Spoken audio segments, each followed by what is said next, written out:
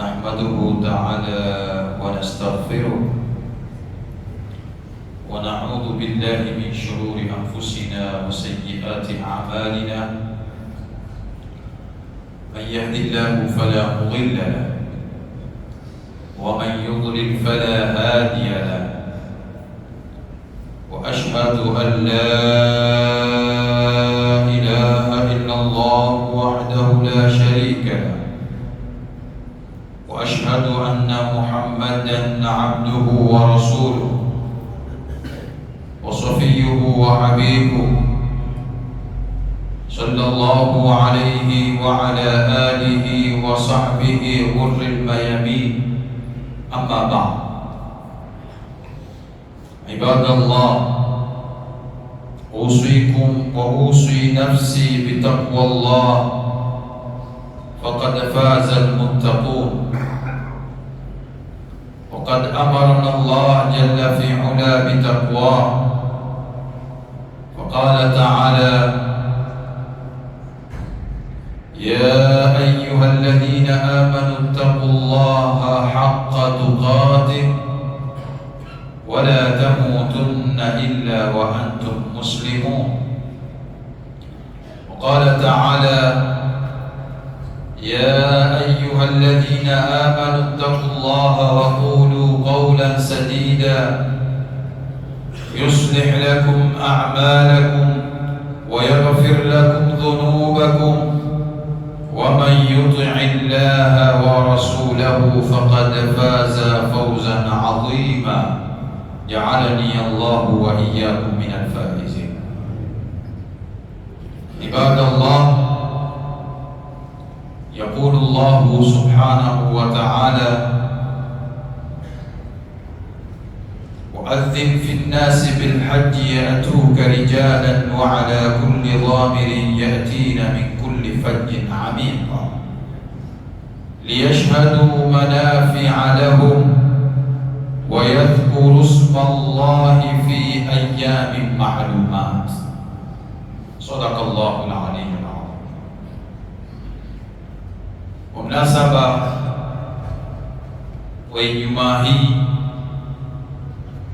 katika kalenda yetu ya Kiislamu, tukiwa tumalizia mwezi wetu wa 11, shahru Dhulqaada, mfungo pili. Mwezi huu, mwezi wa 11, tunaingia shahru Dhulhijja, mwezi wa 12, mwezi wa mwisho wa mwaka katika kalenda yetu ya Kiislamu. Leo tukiwa tarehe 27, kwa wengine wale wanaofuata mwandamo wa mji wao, na wengine wakiwa ni tarehe 28 kwa ufasaha zaidi, wale wanaofuata mwandamo wa Saudia 28 leo, wao kesho bila shaka ni 29. Kwa hivyo ni kwamba moja kwa moja mwezi utakapoandama, tutatoka katika mwezi wa 11 tutaingia katika mwezi wa 12 ambao ni Dhulhijja. Mwenyezi Mungu Subhanahu wa Ta'ala ameumba viumba vingi, na yeye mwenyewe ndio fa'alu lima yuride, yaf'alu Allahu ma yasha'u biqudrati. Mwenyezi Mungu ni fa'alu lima yuride, hufanya analolitaka kwa uwezo wake, kwa hikma zake, kwa maamuzi yake. Wala yusalu amma yafalu, wala haulizwi kwa nini. Hakuna mwenye kuulizwa suala kama hili isipokuwa Mwenyezi Mungu Subhanahu wa Ta'ala peke yake.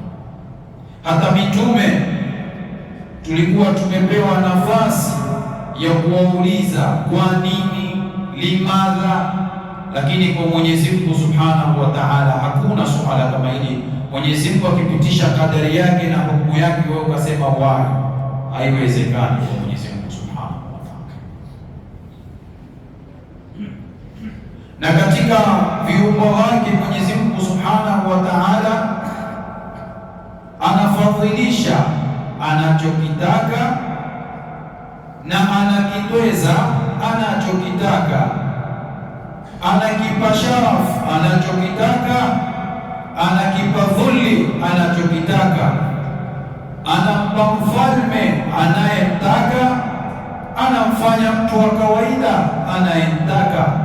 Qulillahumma malikal mulk tu'til mulka man tasha wa tanzi'ul mulka mimman tasha wa tu'izzu man tasha wa tudhillu man tasha biyadika alkhair innaka ala kulli shay'in qadir. Jalla fi ula, Mwenyezi Mungu ndiye anaumiliki kusarifu ulimwengu huu na viumbe wake vile anavyotaka yeye. Katika viumbe Mwenyezi Mungu amevifadhilisha, na huku akituambia kwamba dhalika fadlullahi yu'tihi man yasha, fadla za Mwenyezi Mungu yeye mwenyewe humpa amtakaye. Na katika fadla Mwenyezi Mungu Subhanahu wa Ta'ala katika viumbe wake, miongoni mwa viumbe wa Mwenyezi Mungu ni haya masiku, usiku na mchana. Allah akafadhilisha katika masiku haya, kuna masiku ambao ni bora kuliko masiku mengine.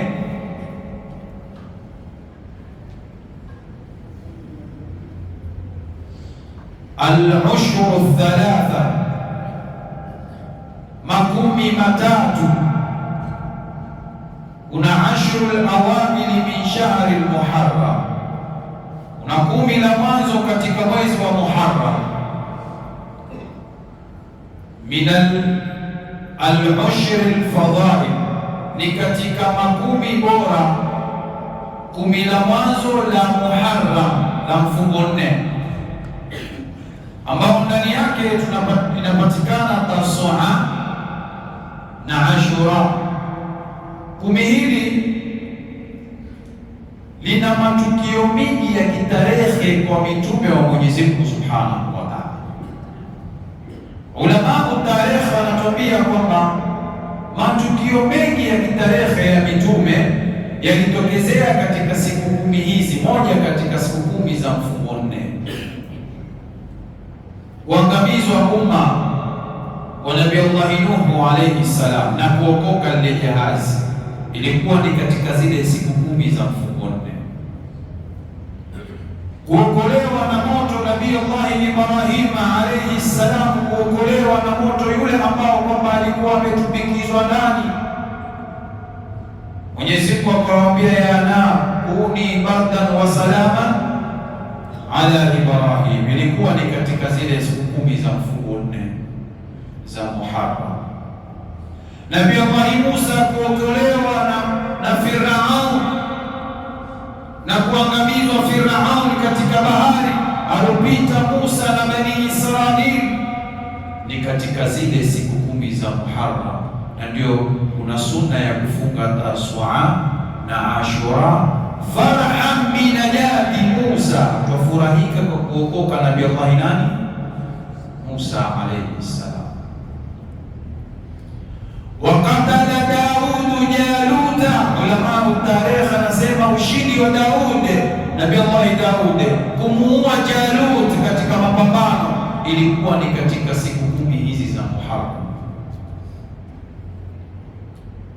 Najaa Yunus alayhi salam, kuokoka Nabii Allah Yunus na kutapikwa na tewa kutoka katika tumbo la tewa ilikuwa ni katika siku kumi za Muharram. Mwenyezi Mungu Subhanahu wa Ta'ala amelipa sharafu siku kumi za mwezi wa Muharram, na na hiyo ni fadhila yake Mwenyezi Mungu Subhanahu wa Ta'ala, na amezipa sharafu ashrul awakhir min Ramadhan, pia vile vile siku 10 za mwisho katika mwezi mtukufu wa Ramadhan. Saraha wadhi wabayin, hili liko wazi, kila mmoja anaelewa. Siku 10 za mwisho wa mwezi mtukufu wa Ramadhani ni siku takatifu, ni bora kuliko siku 10 zingine.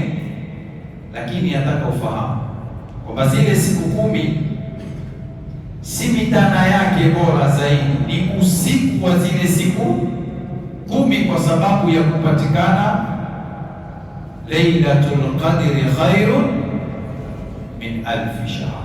Kwa hivyo usiku wa zile siku 10 ni usiku bora kuliko usiku zote katika ulimwenguni, ni usiku wa Lailatul Qadri.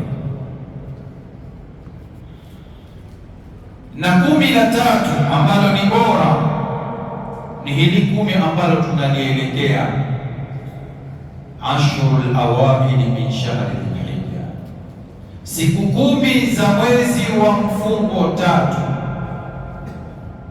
Hizi ni siku 10 bora, na siku 10 hizi ubora wake si usiku, bali ubora wake zaidi huko katika mchana. Ulama wanatuambia afdalu ayami dunia, mitana bora ya katika mitana ya dunia ni mitana hii ya siku 10 ya mfungo 3.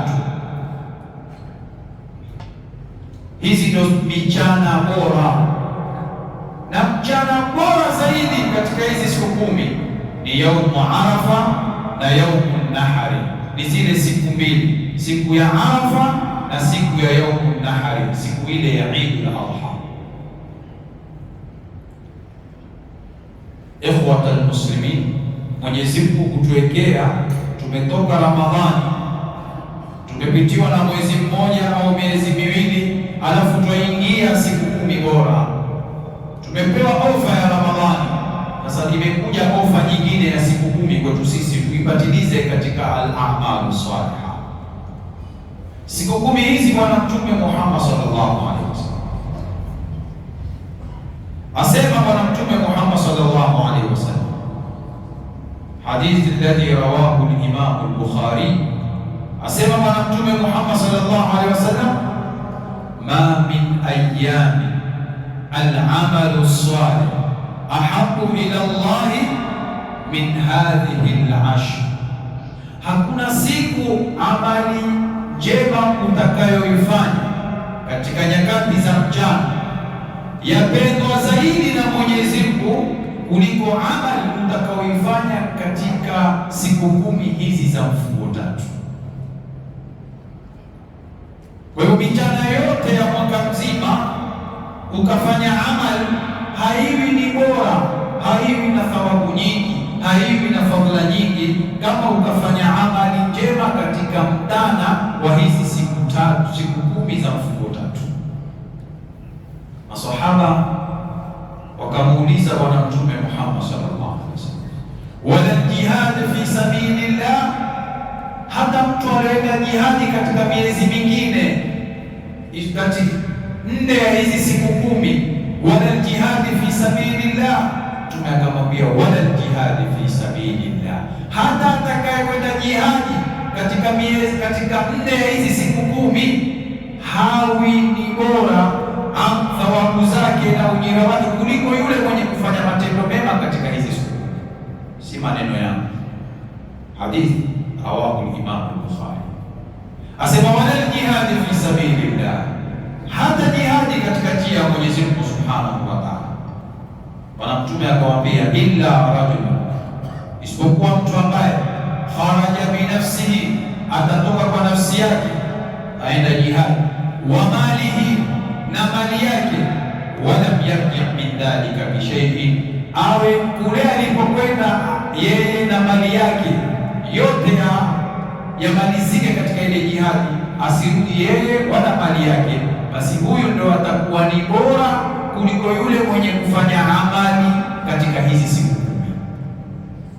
Hii ni chance tumepewa na Mwenyezi Mungu Subhanahu wa Ta'ala kwa kutupendelea kheri sisi ummati Muhammad sallallahu alaihi wasallam. Sasa ikiwa tumepewa nafasi kama hii, ni amali gani ambao kama Muislamu wafaa uifanye katika hizi siku? Hatuna mwenye kutufunza mwingine zaidi ya Bwana Mtume Muhammad sallallahu alaihi wasallam. Awala, amali ya kwanza, hakikisha faradhi zote alizokufaradhia Mwenyezi Mungu Subhanahu wa Ta'ala unazitekeleza. As-salawatul khams, swala tano kwa vipindi vyake katika hizi siku 10, hakikisha unazitekeleza, unapata fadhila kubwa sana.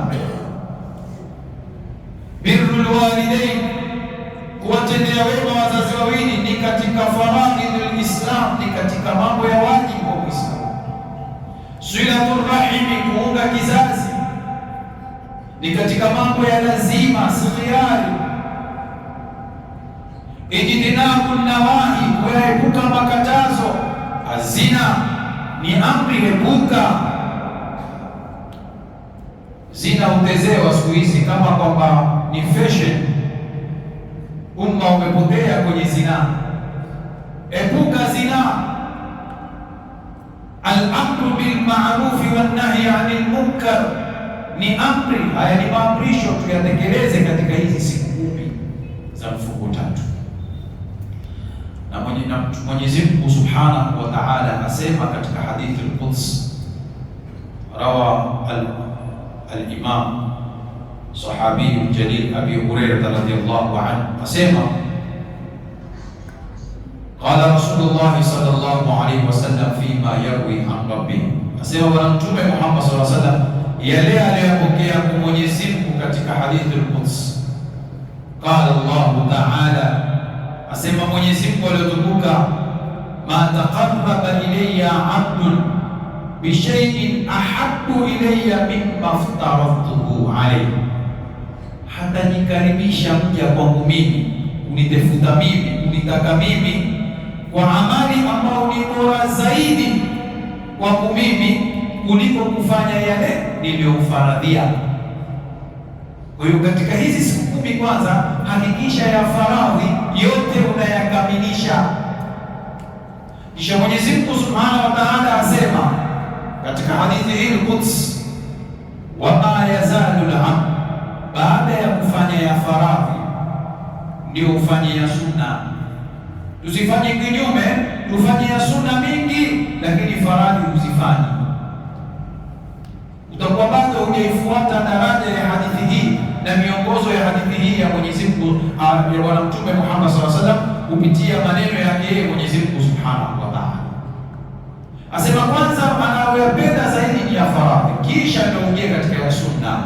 Asema Mwenyezi Mungu katika hadithi hii, wama yazalu al-'abdu yataqarrabu ilayya bin nawafili, hata acha mja kujikaribisha sasa na mambo ya sunna, baada ya mambo ya faradhi akajikaribisha na mambo ya sunna, hata uhibbu. Mwenyezi Mungu hupenda, usema mpaka baadaye mimi humpenda mja kama yule, taingia katika muhibbin, wenye kupendwa na Mwenyezi Mungu Subhanahu wa Ta'ala. Asema Mwenyezi Mungu, fa idha ahbabtuhu, na mimi ninapompenda, utakapopendwa na Mwenyezi Mungu, Mwenyezi Mungu asema fakuntu sam'ahu alladhi yasma'u bihi, asema mimi ninakuwa ndio masikizi yake ninaosikia. Kwa nini? Kwa sababu utakuwa wewe usikii tena ya haramu, upendi, utaki, na ukisikia waona dhiki, waona kukosea Mwenyezi Mungu, kwa sababu wewe umependwa na Mungu. Mungu amekujalia masikizi yako, utaki tena kusikia ya haramu, utaki tena kusikia maovu. Wa basarahu alladhi yubsiru bihi, Mwenyezi Mungu asema nikimpenda mja kumjalia macho yake ni macho yangu, akawa huona yale ambayo mimi yafaa kuyaona. Basi itakuwa upendi tena kuona haramu, upendi kuona dhulma, upendi kuona machafu, kwa sababu wewe wapendwa na Mungu na wewe wampenda Mungu, huwezi kuangalia machafu. Wa yadahu allati yabtishu biha, Mwenyezi Mungu asema mja nikimpenda ule mkono wake anaoshika basi huwa ni mkono wangu mimi, anashika kitu ambacho kwamba mimi nimekihalalisha, hawezi kushika haramu. Warijlahu allati yamshi, na mimi inakuwa ndo mguu yake yale anayoendea. Huwezi kutoka mguu mosi mguu pili wewe ndio kufanya maasi, kwa sababu wewe ni muhibbu, wapendwa na Mwenyezi Mungu na Mwenyezi Mungu akupenda. Ya lait mwenye kupata mahaba ya Mwenyezi Mungu Subhanahu wa Ta'ala. Wewe Mwenyezi Mungu akishakupenda kwa ibada zako na kwa kujituma kwako katika toaa, basi Mwenyezi Mungu humwita Jibrili kwanza mbinguni, ya Jibril, hadithi ya Bwana Mtume Muhammad sallallahu alaihi wasallam, inni uhibbu fulan, mimi nampenda yule fulani. Uhibbu, nampenda. Mwenyezi Mungu mwambia Jibrili, nampenda fulani. Fahibbu, na wewe Jibrili mpende. Jibrili na yeye hushuka kwa malaika wote akanadi katika mbingu akiwaambia malaika, inna Allaha yuhibbu fulana, hakika Mwenyezi Mungu ampenda fulani. Fahibbuhu, na nyinyi mpendeni. Ukipata mahaba ya Mwenyezi Mungu usumbuki katika ulimwengu. Ili dhiki tulizo nazo na matatizo na mitihani na kuuana ovyo ovyo, kudungana visu na mapanga, ni maana jamii bado hatujapata mahabbatullah. Sisi hatujampenda Mungu na Mungu bado hatujamwelekea Mwenyezi Mungu kweli kweli. Kisha unadi katika ardhi hii, malaika hushuka kanadi, ya ibadallah, enyi waja wa Mwenyezi Mungu, inna Allaha yuhibbu fulana fahibbuhu, enyi waja wa Mwenyezi Mungu, Mwenyezi Mungu ampenda fulani na waja wote wa ardhini mpendeni. Sallu ala Muhammad. Daraja hizi hazipatikani hivi hivi. Huwezi kuwa daktari bila ya kusoma, huwezi kuwa injinia bila ya kusoma, huwezi kuwa profesa bila ya kupitia process. Nadhalika huwezi kufika muhibbina Allah, wewe ni mpenzi wa Mwenyezi Mungu, mpaka ufuate process. Kamili faradhi, kamilisha faradhi, wamil ila nawafil, na kuondokea katika ibada za sunna kuzifanya, utafika daraja hii kwa Mwenyezi Mungu Subhanahu wa Ta'ala. Angalia Mwenyezi Mungu asema katika hadithi hii Qudsi, asema fa idha da'ani, takapokuwa umependwa na Mwenyezi Mungu, Mwenyezi Mungu asema fa idha da'ani a'taituhu, akiniomba mja huyo a'taituhu, hapo kwa hapo mimi nampa. Ukiwa ni katika auliya Allah, umepata kupendwa na Mwenyezi Mungu, ukimuomba basi a'taituhu, Mwenyezi Mungu asema nampa.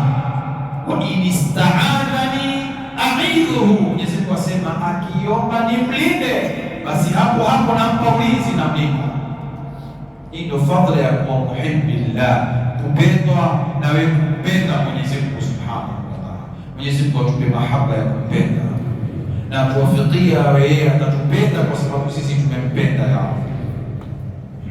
ibadallah, as-siyam, ibada ya pili utakayoifanya katika siku kama hizi baada ya kukamilisha faradhi uingie katika sunna ni as-siyam, kufunga. Man sama yawman fi sabilillah, asema Bwana Mtume Muhammad sallallahu alaihi wasallam, mwenye kufunga siku moja kwa ajili ya Mwenyezi Mungu Subhanahu wa Ta'ala, basi ba'ada bainahu wa baina an-nari 70 kharifan, Mwenyezi Mungu atamweka mbali mja huyu na moto wa Jahannam masafa ya miaka 70 kharifan, yani miaka 70. Kharif ni katika zile fusulu sana. Kuna saif kaskazi, kuna shida kusi, na kuna rabii wakati wa baina ya kaskazi na kusi, na kuna kharif. Kharif ni wakati wa watu kuvuna matunda na kupata mimea kutoka katika mashamba. Hizi ni katika zile miongo ya mwaka. Asema Bwana Mtume Muhammad sallallahu alaihi wasallam, mwenye kufunga siku moja kwa ajili ya Mwenyezi Mungu, basi baada Allahu bainahu wa baina an-nari 70 kharifa, Mwenyezi Mungu ataweka mbali na moto kwa muda wa miaka, kwa umbali wa miaka 70. Na hakuna somo za sunna ambazo zapendeza kwa Mwenyezi Mungu kama kufunga katika hizi siku 10. Hadithi mbili, hadithi moja ya wake za Bwana Mtume Muhammad sallallahu alaihi wasallam, rawa Abi Daud an zawjati Rasul sallallahu alaihi wasallam, toka wake wa Bwana Mtume Muhammad sallallahu alaihi wasallam, kana yasumu 9 Dhulhijja, wakeze Mtume wasema, Mtume alikuwa akifunga siku 9 za Dhulhijja, wa Ashura, na siku ya Ashura, wa 3 ayamin min kulli shahr, na akifunga siku 3 zile za ayamin mbili katikati ya kila mwezi,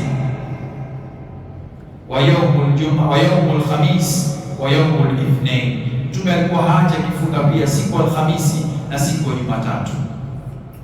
Kwa hiyo katika masiku haya yanayotuelekea masiku 10, tujipotoleeni katika kufunga kama alivyokuwa akifunga Bwana Mtume Muhammad sallallahu alaihi wasallam.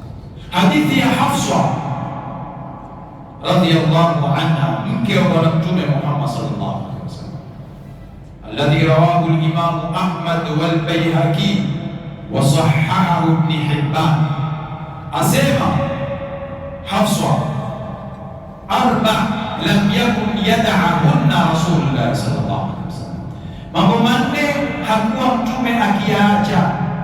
1, siyamu 10 Dhulhijja, asema Mtume alikuwa haachi kufunga kila siku 10 za mfungo 3. Alikuwa Bwana Mtume Muhammad sallallahu alaihi wasallam akizifunga siku 10 kama hizi. Wasiyami Ashura, jambo la pili akifunga Ashura. Wasiyamu 3 ayyam min kulli shahr, na akifunga siku 3 katika kila mwezi. Wa salatul ghadat, na swala wa rak'atayn ghadat, asema na rakaa 2 za alfajiri, rakaa 2 za kabla ya swala ya alfajiri Mtume alikuwa haziachi.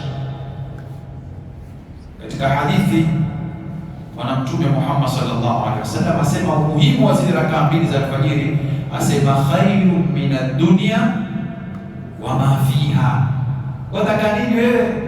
Wenye ufalme, wenye sulta, wenye nazo wakae nazo, wewe pata rakaa 2 za alfajiri, wewe umepata khairu min ad-dunya wa ma fiha. Ukipata rakaa 2 za kablia ya alfajiri, Bwana Mtume asema khairu min ad-dunya wa ma fiha. Haya mpaka tuwe na yaqini ndio tutayaona, imani ya yaqini, haya ndio tutayaona kwamba ni kweli ni khairu min ad-dunya wa ma fiha. Kufunga katika hizi siku 10 ni kitendo alichokuwa akifanya Bwana Mtume Muhammad sallallahu alaihi wasallam. Jambo lingine ambalo tunafaa tulikithirishe katika siku 10 kama hizi ni al-adhkar, kuleta dhikri, khas at-takbir, kuleta takbir. Ibn Umar radhiyallahu anhu katika siku 10 kama hizi kana yukabbiru fi fustatihi wa ala firashihi wa inda mashihi wa fil aswaq. Ibn Umar alikuwa siku 10 kama hizi akipiga takbir katika hema lake, akiwa ndani ya hema lake, akiwa juu ya kitanda chake, akiwa katika matembezi yake njiani, kana yukabbir, akinada, akipiga takbir. Na masahaba walikuwa wakipiga takbir dhahir katika siku 10 kama hizi. Ukiwa katika barabarani, ukiwa nyumbani, ukiwa msikitini, ukiwa popote utakapokuwa, inua sauti yako kufuata sunna hii ya Bwana Mtume Muhammad sallallahu alaihi wasallam waliokuwa nao masahaba, kupiga takbir, Allahu akbar, Allahu akbar, Allahu akbar, la ilaha illa Allah, Allahu akbar wa lillahi alhamd. Popote unapokwenda leta takbir, kwa sababu ni sunna iliyokuwa ikifanyika katika siku 10 kama hizi. Na ndio Mwenyezi Mungu Subhanahu wa Ta'ala akatuambia katika suratul Hajj, waadhin fi nnasi bilhaji yatuka rijalan wa ala kulli dhamirin yatina min kulli fajjin amiqa liyashhadu manafi'a lahum. Mwenyezi Mungu asema nini? Liyashhadu manafi'a lahum wa yadhkuru isma Allahi fi ayyamin ma'lumat. Hili la kumtaja Mwenyezi Mungu limetaja ndani ya Qur'an. Tuwe tutamtaja Mwenyezi Mungu katika ayami maalumat, katika masiku maalum. Ulama wanatuambia wa tafsiri al-Qur'an, Ibn Abbas, Ad-Dhihak, Qatada, wote mufassiruna wanatuambia ayamu maalumat ashru Dhil-Hijja, ni siku 10 za mfungo tatu. Na Mwenyezi Mungu atuambia yadhkurullaha wa yadhkuru isma Allahi fi ayyamin, tumtaje Mwenyezi Mungu kwa wingi. Ya ayyuhalladhina amanu dhkurullaha dhikran kathira, tumtaje Mwenyezi Mungu subhanahu wa ta'ala kwa wingi katika hizi siku 10, adhkari zote. Lakini adhkari bora ni takbir, Allahu akbar.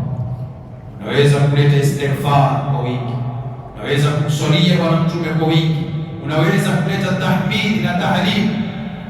Katika riwaya ya Imam Ahmad katika siku 10 kama hizi, hadithi ndefu, mwisho inasema fa'akthiru tahlila watahmida watakbir, kithirisheni kuleta tahlil la ilaha illa Allah, kithirisheni kuleta tahmid alhamdulillah alhamdulillah, kithirisheni kuleta takbir na zinginezo katika adhkar katika masiku 10 haya ya mfungo tatu.